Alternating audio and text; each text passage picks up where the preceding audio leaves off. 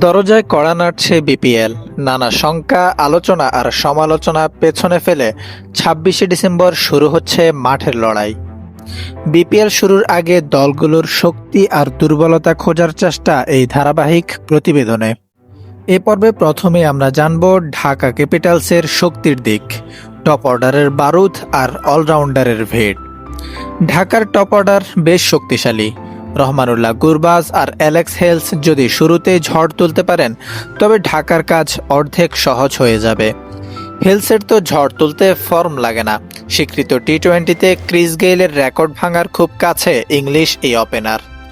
যদিও এই দুই বিদেশি তারকা ঠিক কত ম্যাচ খেলবেন তা এখনও পরিষ্কার নয়। ঢাকার আসল শক্তি তাদের অলরাউন্ডাররা। স্থানীয়দের মধ্যে আছেন মোহাম্মদ সাইফুদ্দিন, নাসির হোসেন ও তোফায়েল আহমেদ।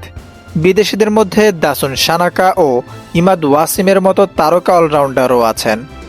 প্রয়োজন হলে হাত ঘোরাতে পারবেন সাইফ হাসান ও শামীম হোসেনও। বোলিংয়ে ঢাকার তুরুপের তাস স্পিড স্টার তাসকিন আহমেদ। সাকিব আল হাসানের ১৪৯ উইকেটের পর বিপিএলের দ্বিতীয় সর্বোচ্চ উইকেট শিকারী তিনি। পেসারদের মধ্যে ১২৭ উইকেট নিয়ে তিনি সবার ওপরে। গতবার রাজশাহীর হয়ে ২৫ উইকেট নেওয়া তাসকিন এবারও সেই আগুন ফর্মে থাকলে সাকিবের সিংহাসন কেড়ে নেওয়া শুধু সময়ের ব্যাপার। তাসকিনের সঙ্গে পেস আক্রমণে আছেন সাইফুদ্দিন ও অনূর্ধ্ব-১৯ থেকে উঠে আসা তরুণ মারুফ মৃধা। স্পিন বিভাগে অভিজ্ঞ তাইজুল ইসলামের সঙ্গে ইমাদ ওয়াসিম ও আফগান জুবাইদুল্লাহ আকবরী। এবার জানব ঢাকা ক্যাপিটালসের দুর্বলতার দিক, মিডল অর্ডার আর ফর্মহীনতা। মিডল অর্ডার নিয়ে কিছুটা দুশ্চিন্তা থাকতে পারে ঢাকার। মোহাম্মদ মিঠুন, সাব্বির রহমান ও নাসির হোসেনরা ঘরোয়া ক্রিকেটে চেনামুখ হলেও জাতীয় দল থেকে অনেক দিন ধরেই দূরে।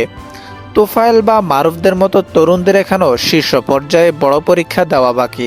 ফিনিশার হিসেবে দলের বড় ভরসা শামীম হোসেন, কিন্তু তার ব্যাটে এখন রানের আকাল।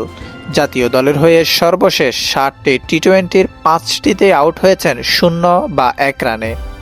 গুরবাজ হেলস চলে যাওয়ার পর টপ অর্ডারের হাল কে ধরবেন সেটাও একটা বড় দুশ্চিন্তা।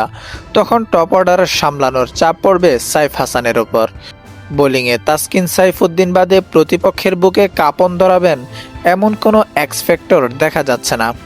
স্পিন আক্রমণে ইমাদ ও তাইজুল দুজনেই বাহাতি, ফলে অফ স্পিনের জন্য নাসির ও সাইফের উপরেই ভরসা করতে হবে ঢাকাকে।